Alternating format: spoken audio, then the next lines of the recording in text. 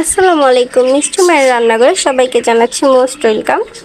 আমি শর্টকাট একটা fried rice বানাবো, তার জন্য এখানে পেঁয়াজ আর কাঁচামরিচ দিয়ে একটু ভেজে নিচ্ছি। পেঁয়াজ কাঁচামরিচটা একটু ভাজা হয়ে গেলে আমি এখানে 2টা ডিম ভেঙে দিয়ে দিব। এবার ডিম 2টাকে ঝুরি করে নিব।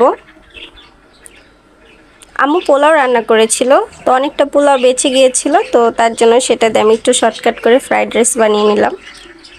তোমরা এরকম ভাতও যদি অতিরিক্ত থেকে যায় সেটা দিয়েও বানিয়ে নিতে পারো, খেতে কিন্তু খারাপ লাগে না, খুবই মজা লাগে। তো আমি ডিমটা ঝুরা করে নিয়েছি, দেখতেই পাচ্ছ।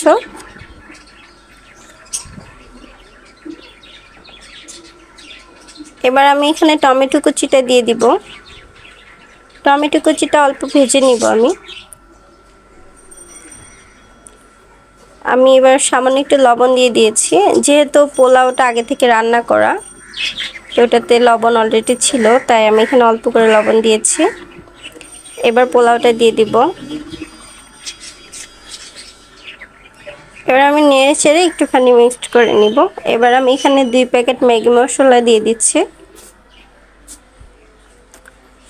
আচ্ছা, আমি তোমাদের সাথে আগেও শেয়ার করেছিলাম আমার বাসায় অনেক পাখি, আমার ভাই পাখি পালতে ভালোবাসে, তো যার কারণে আমার পাখির কিচমিচ কিচমিচ শব্দ সবসময় হতে থাকে আমার ভিডিওতে, তো কেউ কিছু মনে করো না, ঠিক আছে?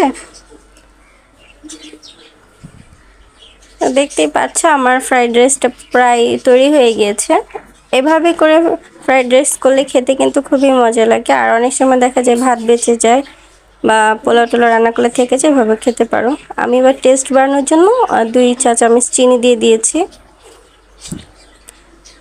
আমার বাসায় সয়া সসটা শেষ হয়ে গিয়েছিল, তা নাহলে আমি একটু সয়া সস দিতাম এখানে।